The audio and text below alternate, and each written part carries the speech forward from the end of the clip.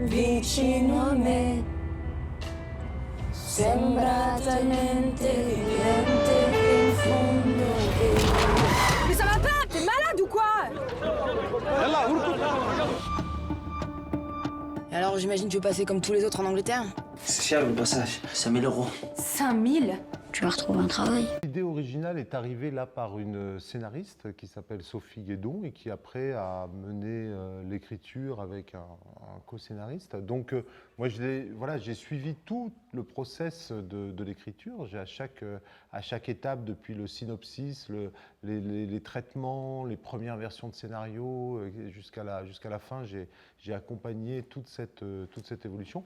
Mais je les ai laissés écrire puisqu'ils en avaient le désir. Voilà, après, il y a des films que j'écris, d'autres que j'écris pas. Ça ne change pas énormément de choses, puisque en tant que réalisateur, on intervient quand même à beaucoup de moments et on met sa patte de toute façon. Tu te fous de moi? Non, ça c'est passage VIP. Si tu veux passer avec le bateau ou le camion, c'est moins cher. Mais c'est pas sûr que tu arrives. Putain! Il y en a qui s'emmerdent pas quand même. C'est vrai que le cinéma français aime bien quand il y a écrit auteur-réalisateur. Et moi, je trouve que c'est bien aussi quand un sujet nous plaît, qu'il y a un scénariste qui le prend en charge, d'apporter son regard de réalisateur, son univers, etc. C'est tout aussi enrichissant, je trouve, parce que ça complète plutôt que d'avoir forcément toutes les casquettes. Je trouve que c'est des talents qui se rencontrent et qui se complètent. Quand je l'ai rencontré, j'ai vraiment senti une très grande sensibilité chez Thierry, une très grande bienveillance. Et je me suis dit que c'était deux atouts qu'il fallait avoir pour raconter ce type d'histoire. Toi, t'as l'argent? T'es riche que moi, en fait. Non, j'ai pas d'argent. Tu as un enfant? Ouais. Comment il s'appelle? Enzo. C'est joli ça. Qu'est-ce que ça veut dire? Bah, rien. Toutes ces questions, toi. C'est italien. Le prix du passage, effectivement, est un titre qui s'est trouvé au fur et à mesure des différentes versions du scénario. Et c'est le titre qui, à notre sens, représentait le plus de facettes possibles par rapport à l'aventure qui allait être vécue dans ce film par les différents protagonistes. C'est-à-dire quel est ce passage à faire et quel est le prix à payer dans sa vie pour grandir, pour changer, pour vivre une nouvelle vie et pour accéder à son rêve. Ah, t'es italienne? Non. Non, mais j'adore l'Italie. Napoli, Roma, Sicilia. Come si chiama la signorina? Mi chiamo Natasha. Tu y vas souvent? Bon, non, j'ai jamais quitté la région. Mais pourquoi? Je sais pas. C'est paradoxal, mais c'est vrai qu'au final, le résultat de tout ça, c'est la liberté qu'elle va trouver dans sa vie de femme, de mère, de fille. Finalement, elle va débloquer pas mal de choses.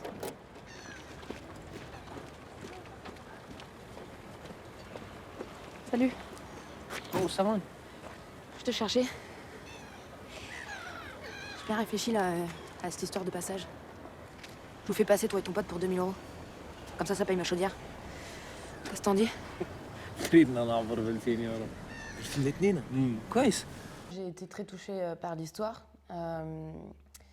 Et puis c'est vrai que j'ai beaucoup aimé la façon dont le personnage de Natacha a été traité. J'ai adoré l'évolution de ce personnage, du fait qu'elle démarre en étant assez insensible, indifférente aux migrants et à leur contact, même si au départ elle va faire des passages dans un but complètement, pour gagner de l'argent. À leur contact, elle va être touchée par leurs histoires et elle va finalement, se retrouver vachement plus sensible. Pourquoi tu te marres? Je crois que tu sais pas de quoi tu parles, hein? C'est dangereux. Bah si, je sais. وليد ما تكون بترفض. ضغط عليها. ضغط عليها. بالعكس حلو ممتاز. هذا مختار هواية عندها طفل. عادي يمي والله نستمر وياي. هي تريد تسوي هذا الشيء على الموت تخلص المي مالتها. وبعدين كي ندير ربح. Je l'ai lu je ne sais combien de fois. Je prends pas de coach, je vais pas travailler chaque scène en profondeur, parce qu'en fait, je trouve que quand on est tout seul chez soi ou même avec un coach, admettons, on va travailler des choses, mais une fois qu'on est sur le plateau, dans le décor, avec des costumes, avec des partenaires de jeu qui vont forcément nous donner la réplique d'une manière telle qu'on ne l'avait pas imaginée, j'aime beaucoup faire, comment dire, en fonction de ce qui se passe sur un plateau, des directions que peut nous donner Thierry. Alors que quand on travaille trop en amont, parfois j'ai peur en fait que ça devienne mécanique, d'avoir bloqué des choses, d'avoir enregistré une sorte de musique et de ne pas réussir à m'en défaire. T'as jamais fait ça? Comment tu vas faire? Planquer un type dans son coffre et traverser la Manche, ça va, hein. Je connais plus difficile, hein. Il y a un dialogue tournant comme ça sur un plateau. On avait répété avant, hein. On s'était vu avec, plusieurs fois avec Alice et Adam pour lire les séquences. Lectures, ouais. Et ça, c'est important parce que ça nous permet de nous poser plein de questions sur le personnage, sur le sens de la séquence, tout ça et tout. Et ce chemin-là, il va se faire entre le moment de la répétition et le moment du tournage. C'est un chemin intérieur chez chacun qui va nous permettre au moment du tournage d'avoir avancé, d'avoir évolué, d'avoir résolu certaines choses. Donc il y a un accord avant, on est d'accord à peu près vers là où on va ensemble. Et après, effectivement, comme dit Alice, il se passe encore plein de choses sur le plateau et c'est ça qui est beau, quoi. C'est-à-dire que on va se nourrir de tous les accidents, de toute cette énergie particulière de ce jour-là pour donner l'énergie et le ton de la séquence. Comment je peux te faire confiance?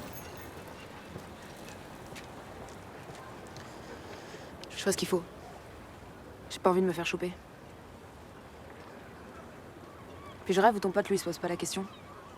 Je me suis préparé déjà en étant sur place, en faisant en m'imprégnant vraiment de la réalité, de la situation, en travaillant avec des associations dans lesquelles je me suis inscrit pour pouvoir travailler avec eux, faire des maraudes de la nuit, préparer les repas, faire les distributions. C'est comme ça que j'ai pu rentrer vraiment en contact actif, pas juste en spectateur qui regarde. J'ai passé vraiment plusieurs jours en étant fondu en quelque sorte dans cette action sociale-là. Et c'est ça qui a nourri le film de toute son authenticité, de toute sa vérité. En parlant aussi aux différents migrants de leur espoir, de leur désir, de leur passé aussi. Voilà, c'était important pour moi de faire ce travail d'imprégnation.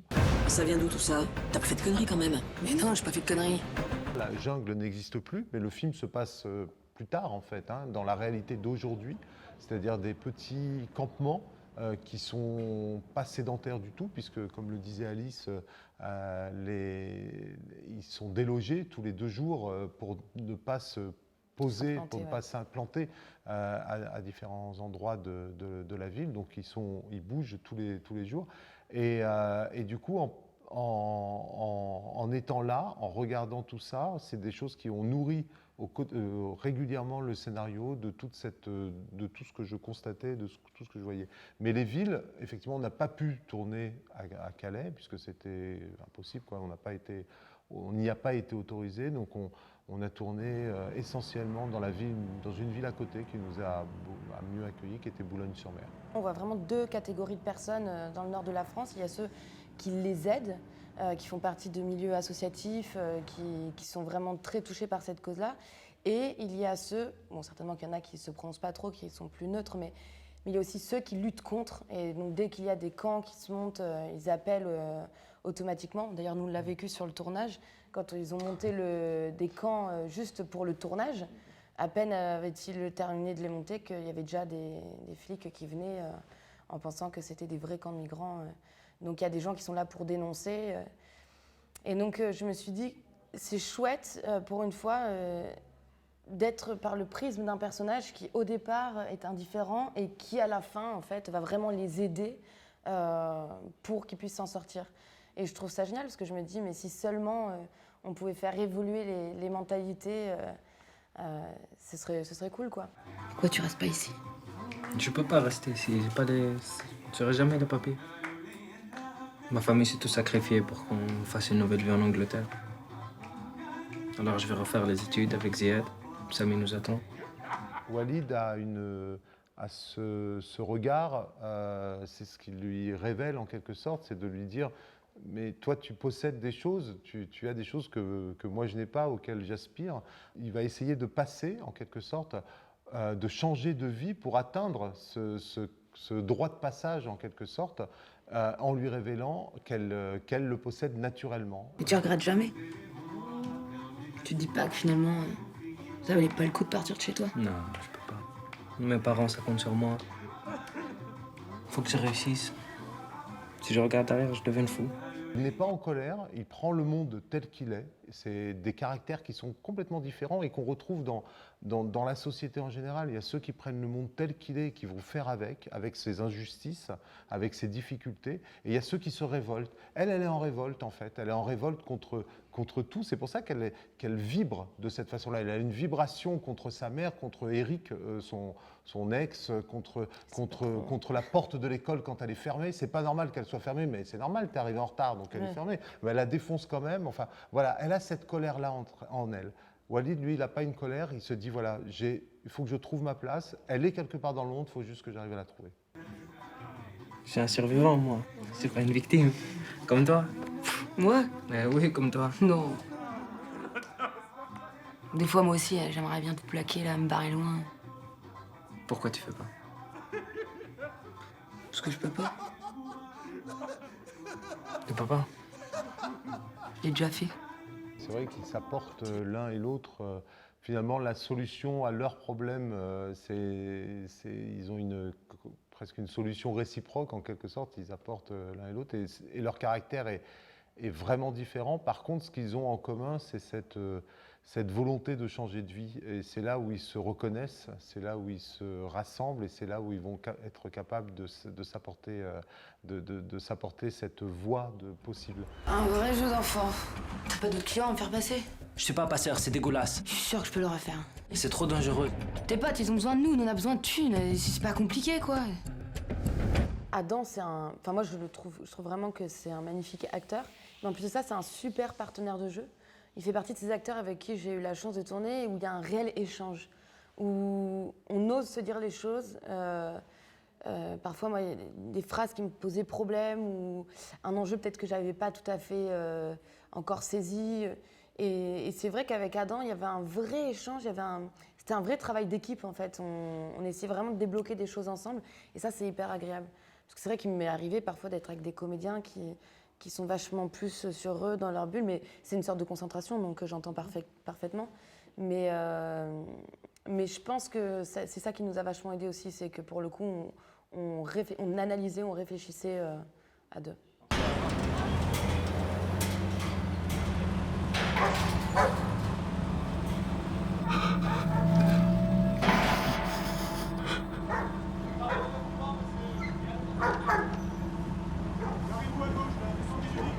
Bonne journée. Merci.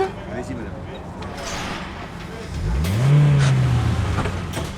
Non, mais c'est pas vrai. Pendant l'écriture, je ne pense pas aux comédiens, en fait. Vraiment, ça arrive très tard, le désir de... Au début, c'est vraiment le personnage. Je travaille sur un personnage pendant longtemps. Et après, une fois que c'est terminé, une fois que le film, on se dit, ça y est, on va le mettre en production, etc. C'est là où je me dis, bon, maintenant, il faut qu'on trouve des comédiens. Peut-être qu'un jour, j'écrirai plus spécifiquement pour Alice, parce que maintenant qu'on se connaît, c'est possible. Mais pour Natacha et Walid, je ne les connaissais pas avant de les rencontrer. Du coup, j'ai rencontré plusieurs comédiens, mais aussi bien pour Adam que pour Alice, c'est eux qui m'ont donné l'évidence du personnage quand ils sont arrivés, quand on a échangé, quand on a discuté, leur retour sur le scénario aussi, le désir d'incarner le personnage. C'est-à-dire, c'est aussi ça qui fait vaciller un réalisateur, c'est cette énergie de ce qu'un comédien va pouvoir y mettre de lui-même, de par ce qu'il est et de par ce qu'il a envie d'être pour le rôle. Bonjour.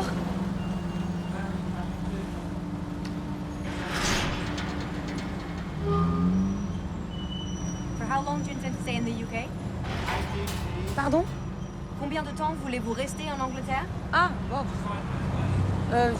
Juste quelques jours, je vais visiter. All right. Bon voyage. Thank you.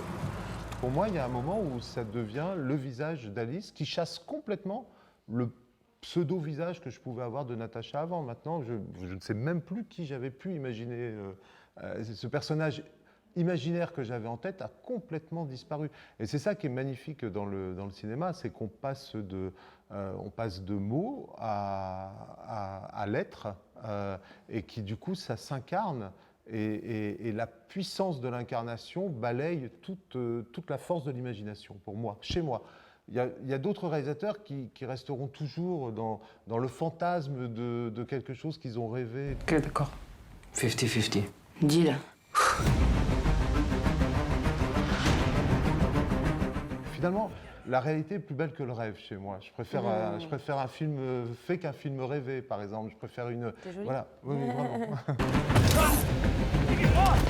Tu sais ce que tu risques si tu te fais prendre? Mais j'ai failli finir en tôle, connard! Je t'ai dit, c'est dangereux. On n'est pas allé vers ce qu'on attend, et c'est vrai que le spectateur projette sans arrêt des choses pendant qu'il est en train de voir le film. Donc il a l'impression qu'il connaît déjà cette histoire, il a l'impression qu'il l'a deviné avant tout le monde, mais en même temps, le fait de prendre les 10 degrés d'à côté, eh ben, ça le surprend, et du coup, ça pose d'autres questions que celles auxquelles il avait déjà répondu, en quelque sorte. Et donc c'est pour ça qu'on a aimé, pour ce film, ne pas aller vers cette évidence, vers leur désir aussi. Il y a quelque chose de fort entre eux, hein. Alors, on ne sait pas jusqu'à quel niveau il existe, mais Ouais. je pense que s'il avait fait ce premier pas, ou si elle l'avait fait, il y avait quelque chose. Mais non, en fait, on reste sur ce fil-là. Mais ouais, parce qu'on sent que ça peut être aussi bien de l'amitié, ça peut être de l'amour, ça peut être juste aussi une forme de respect, d'admiration, parce qu'ils se rendent compte l'un et l'autre que Natacha se rend compte que Walid l'a sauvée, et inversement, Walid se rend compte que Natacha l'a sauvée. Donc il y a une infinie reconnaissance. Si, par exemple, elle lui disait qu'elle était amoureuse de lui, ou j'en sais rien, ça aurait pas été intéressant dans la mesure où ça aurait réduit les raisons pour lesquelles elle le fait passer, pour lesquelles elle prend ce dernier risque, pour lesquelles elle... Juste parce qu'en fait, elle est amoureuse, ou ils sont amoureux l'un de l'autre. Alors que là, il y a un vrai désir d'aider ces gens qui sont dans une autre forme de précarité, et de se dire on se soutient, et je vais t'aider à passer, je vais le faire, quitte à moi finalement me retrouver en prison, ce qui se passe, quoi. Donc je trouve que ça rend le propos plus fort en fait de l'entraide et de l'altruisme. L'année dernière, je me suis barrée pour un pauvre type. J'ai laissé Enzo là pendant 6 mois chez ma mère. Je croyais que j'allais pouvoir vivre ma vie tranquille. Puis en fait, tu vois, rien ne s'est passé comme je voulais. Moi, j'en garde un super souvenir de ce tournage, parce que déjà, on tournait quand même un film sur un propos, un sujet quand même qui est assez dur. On a été au contact de beaucoup de migrants qui étaient dans les figurants ou dans les plus petits rôles.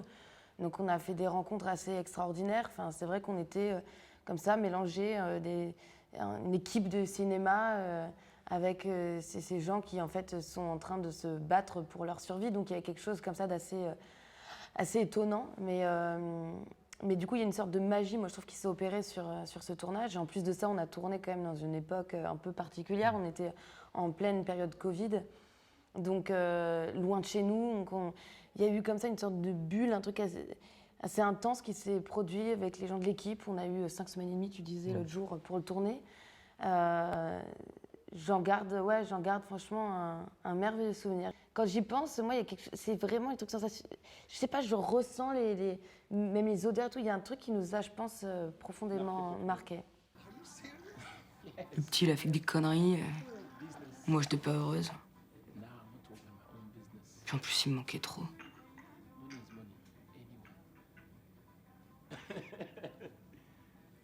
Alors je reste là, quoi.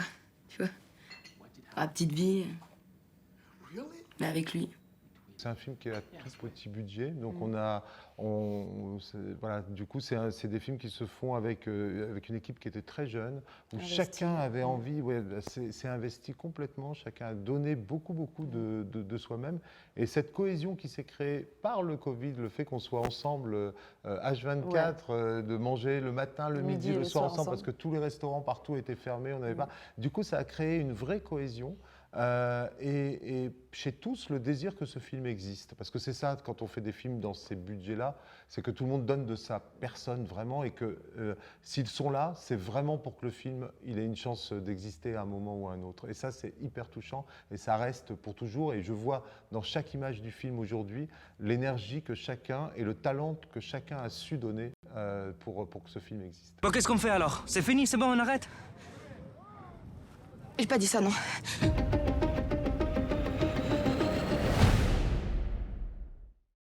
C'est vrai que ce thème-là est un thème très cinématographique. C'est des films qu'on peut porter en salle plus facilement qu'à la télévision, puisque c'est des thèmes forts, socialement engagés aussi.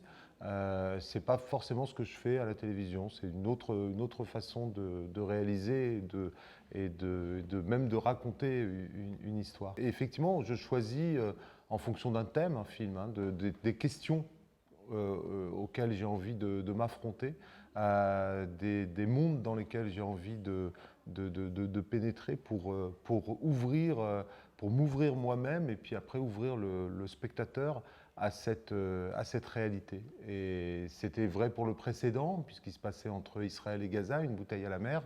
Là, c'est aussi une question de frontière entre la France et l'Angleterre et une rencontre entre deux personnages qui vont se construire l'un avec l'autre. Mais c'est un sujet qui, de sa façon dont il est traité, de la façon dont il est raconté aussi, je voyais plus sa place au cinéma, effectivement.